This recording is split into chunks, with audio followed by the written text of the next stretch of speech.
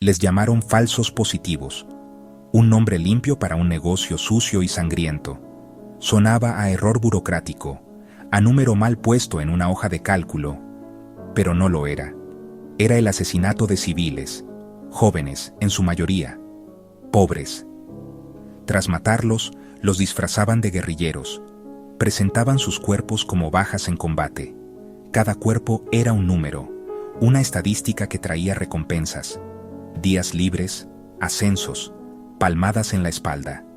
Colombia, a comienzos de los 2000, un país que sangraba por una guerra larga. El gobierno exigía resultados, querían mostrar que estaban ganando, y algunos hallaron la manera de darlos. La presión venía desde arriba. Los comandantes querían ver bajas. Cuanto más muertos, mejor se veía el reporte. Mejor se veía la unidad. Entonces empezó la cacería, no contra combatientes ocultos en la montaña. Eso era difícil, era peligroso. Apuntaron a los indefensos, a las esquinas olvidadas de la ciudad y del campo. Buscaban jóvenes sin trabajo, con pocas conexiones, cuya ausencia tardaría en doler. El Estado, llamado a proteger, se hizo cazador. El uniforme, sudario, no era locura aislada, era un sistema, una línea de producción macabra. Un disfraz bastaba, un campesino, un obrero, un joven con discapacidad, todos terminaban siendo lo mismo. Un número, una victoria, una mentira sobre huesos. Empezó con un susurro, política de body count, números por encima de todo. No territorio asegurado, ni paz lograda, sino enemigos muertos, brigadas y batallones ranqueados, comandantes evaluados por conteo de muertos. Poco número, fracaso, alto número, medallas, carrera. La presión era inmensa, desde la cúpula hasta el último soldado. Nacieron reclutadores, desmovilizados, criminales, hombres que olían la vulnerabilidad. Frecuentaban parques y obras, ofrecían trabajos, buenos trabajos, lejos. Para un joven con hambre y familia, era tentador. Comida, cama, buen pago. Era mentira, boleto de ida. El sistema pagaba por cabeza. El intercambio era frío y rápido. Luego, el eco del disparo era solo otro ruido en las montañas. Ya en manos de soldados, la farsa acababa. Lo llevaban a un paraje desolado, sin juicio, sin preguntas. El final, brutal y veloz. Una vida de sueños, extinguida en un instante. Empezaba la segunda mentira, atrezzo, arma inútil, disparo para dejar pólvora en la piel. Ordenaban el escenario, redactaban la victoria. Neutralizado terrorista en combate, NN en morgue. Lejos, una familia empezaba a preocuparse. El silencio crecía, una foto borrosa en un noticiero. Era él, pero lo llamaban guerrillero. Nació la voz de las madres de Soacha. Hablaron, marcharon, exigieron justicia. La verdad, enterrada en fosas y papeles falsos, salió a la luz. Recordar es deber, honrar los nombres, buscar cada cuerpo, cada nombre y toda la verdad. El único camino para sanar un país que contó muertos en vez de valorar a los vivos. Bienvenidos a todos y todas. Acabamos de ver un fragmento que más que un video es una herida abierta de nuestra historia. Una herida que no solo se cierra con los años ni con los discursos. La guerra en Colombia no solo dejó cicatrices en la tierra, sino también en la conciencia de un país entero. Hoy queremos hablar de esas heridas que siguen doliendo, de esas más de 6.400 vidas que fueron arrebatadas en el silencio. Jóvenes de barrios humildes, campesinos, trabajadores sin nombre, que desaparecieron de sus hogares para reaparecer vestidos con uniformes que nunca usaron. Fueron presentados como enemigos muertos en combate. La historia los llamó como falsos positivos.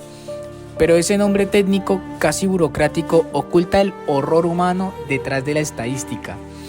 Y qué gran introducción para hablar con profundidad de este conflicto que aún nos interpela como nación. Y para hacerlo no podría estar mejor acompañado que por mi compañero Daniel. Sí, Diego, detrás de ese término hay una estructura de violencia que va más allá de los disparos o de las órdenes militares.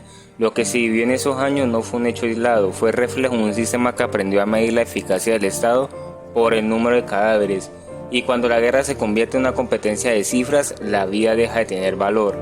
Esa es, en palabras de Johan Galtung, la expresión más cruel de la violencia estructural, aquella que se incrusta en las instituciones, en los discursos y que termina matando sin que muchos ni siquiera lo noten. Así es, Daniel, pero para ello busquemos primero comprender el conflicto que tiene su surgimiento en el año 2008, en donde el país despertó con una noticia que cambiaría su historia reciente. 19 jóvenes de Soacha y de Ciudad de Bolívar habían aparecido en fosas comunes en Ocaña, norte de Santander. Los habían ejecutado para presentarlos como guerrilleros, en donde el escándalo destapó un horror que se extendía mucho más allá de un caso puntual. Según la Jurisdicción Especial de la Paz, JEP, entre 2002 y 2008, el ejército colombiano habría ejecutado a 6.402 civiles en estado de indefensión. Pero detrás de esa cifra hay nombres, hay madres que siguen buscando, hay historias truncadas, como la de Fair Leonardo Porras, un joven con discapacidad cognitiva que desapareció en Soacha y fue hallado muerto a cientos de kilómetros, presentado como un subversivo caído en combate. Cada caso releva un patrón: pobreza, vulnerabilidad y silencio estatal. Se trataba, como diría Galtung, de una violencia sistemática, sostenida por un aparato que confundió el deber con el exterminio. Y esa violencia no se quedó en los campos de batalla, se filtró en los discursos, en los noticieros, incluso en nuestros hogares. Y lo más desgarrador, Diego, es que esa violencia no fue solo física, sino que fue cultural y simbólica. Durante años, los discursos oficiales, los medios y parte de la sociedad alimentaron la idea del enemigo interno. Todo aquel que no encaja en el modelo ciudadano obediente pasaba a ser sospechoso. Era la cultura de la guerra infiltrada en la vida cotidiana. Los titulares celebraban bajas en combate, los discursos políticos hablaban de seguridad democrática, y en ese lenguaje se escondía una pedagogía del miedo. Así es, Daniel. Tengo la teoría de Galtung, en la que decía que la violencia cultural es la que se legitima a las demás. Y aquí vimos un claro ejemplo: el lenguaje se volvió cómplice. En los hogares muchos se repetían, sin saberlo, frases como algo habrán hecho o por algo los mataron. Y ese eco cotidiano fue reforzado por una estructura mental que justificaba el horror. El arte, sin embargo, comenzó a romper ese silencio. Yo recuerdo la intervención de las madres de Soacha, de quienes llenaron el Palacio de Justicia con botas blancas, decoradas con flores, bordados y nombres de sus hijos. En cada bota era una historia, una vida. Aquella muestra no fue solo arte, fue un grito simbólico contra el olvido, una forma de transformar el dolor en memoria viva. También recuerdo que hubo murales, canciones, documentales, performance, que desde la cultura intentaron devolver la humanidad a los que fueron reducidos a cifras. Porque cuando el Estado calla, el arte se vuelve testimonio. No se trató de simples desvíos en una cadena de mando. Fue una manifestación de una estructura mental y social en donde matar se volvió sinónimo de cumplir con el deber patriótico. Y cuando esa estructura se une con incentivos perversos, premios, ascensos, felicitaciones institucionales, lo que surge es una maquinaria donde los soldados son instrumentos y las víctimas simples números. En términos de Galtung, eso es violencia estructural, cuando las instituciones que deberían proteger terminan oprimiendo y destruyendo. Pero mira que hay algo más doloroso aún, y es el silencio. El silencio de la sociedad que prefirió no mirar, que creyó en los discursos oficiales, que nunca se preguntó el porqué de los jóvenes desaparecidos. Ese silencio también mata y también es parte del conflicto. En barrios, en escuelas y en hogares se instaló la indiferencia como una forma de defensa. Mientras tanto, organizaciones como Movis, Hijos por la Memoria y Contra la Impunidad, y las mismas madres de Soacha marchaban con fotos colgadas en el pecho, exigiendo la verdad. En plazas y en parques, con sus pasos firmes, con sus voces quebradas, ellas convirtieron la búsqueda en resistencia. Porque como lo dijo Galtung, y cito textualmente, la paz no es la ausencia de violencia directa, sino la presencia de justicia. Ahora miremos este caso desde otro ángulo, desde la mirada que propone Mario López Martínez. La no violencia no es pasividad, ni simple rechazo a la guerra. Es un método activo de comprensión, transformación y reconciliación. Y en el caso de los falsos positivos, la no violencia no busca justificar a los victimarios, sino entender los mecanismos que los llevaron a destruir la vida del otro. Por supuesto, Daniel, porque comprender no es lo mismo que absolver. Es reconocer que quienes dispararon también fueron moldeados por una cultura de obediencia, de miedo y de jerarquía.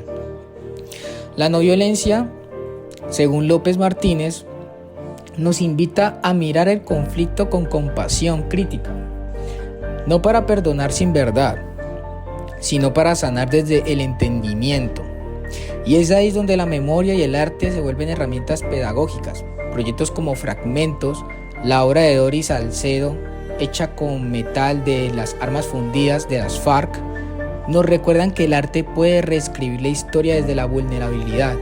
El arte no solo es expresión, es reparación simbólica, es la manera en que la sociedad le devuelve la humanidad a lo que la violencia le arrebató. Y esa comprensión exige acción, no basta con condenar, hay que transformar las estructuras que lo hicieron posible.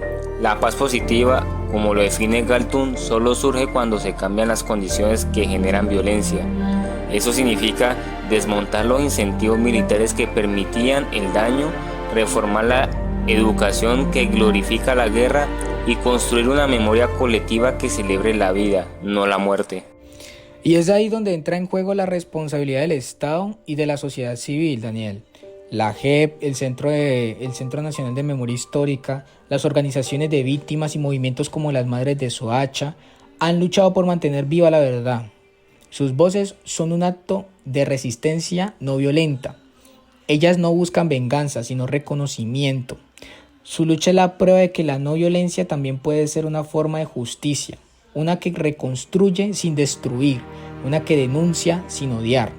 Y desde los hogares también podemos ser mediadores de paz, educar desde la empatía, promover el pensamiento crítico y rechazar la indiferencia son formas cotidianas de romper la violencia cultural. Y en ese camino el papel del mediador es fundamental. Si hoy pudiéramos situarnos entre los bandos, Estado, Ejército, víctima, sociedad, el primer paso sería abrir espacios de escucha real. La no violencia enseña que el diálogo no es una técnica, es una actitud. El mediador no violento no impone acuerdos, teje relaciones. Podría proponer, por ejemplo, procesos de reparación simbólica donde militares y víctimas reconstruyan memoria juntos, donde se reescriban los relatos oficiales, donde la historia deje de estar narrada solo desde el poder. Y es completamente exacto, Daniel. La verdadera reconciliación no surge de un decreto, sino de un reconocimiento mutuo de ambas partes. Es reconocer el dolor del otro, reconocer la complicidad silenciosa de la sociedad, reconocer que todos de alguna forma participamos en mantener vivo un modelo que priorizó la guerra sobre la dignidad humana. Y quizás también es reconocer que el arte, la palabra y la educación son las nuevas trincheras desde donde se puede reconstruir el país. Y tal vez ahí está la enseñanza más profunda de López Martínez. La no violencia no nace del poder, sino del reconocimiento. Solo cuando el país se atreva a mirar su dolor sin miedo, podrá sanar. Y qué gran mensaje y reflexión tenemos al final, Daniel. Gracias a estos grandes autores como lo es Galtung y López Martínez, mirar los falsos positivos desde sus perspectivas es entender que la paz no solo será un punto de llegada, sino un proceso continuo de transformación ética y cultural. Las más de 6.000 vidas perdidas nos interpelan aún, nos exigen construir una Colombia donde la justicia no se mida por los muertos, sino por la dignidad de los vivos, porque la memoria no es pasado, es presente que se exija coherencia. Y mientras sigamos hablando, recordando y creando, esas voces seguirán vivas. Las voces que no fueron oídas aún se resuenan, nos llaman a no olvidar, a no repetir, a no justificar, porque solo la memoria es capaz de convertir el dolor en aprendizaje y solo la no violencia puede transformar la culpa en responsabilidad.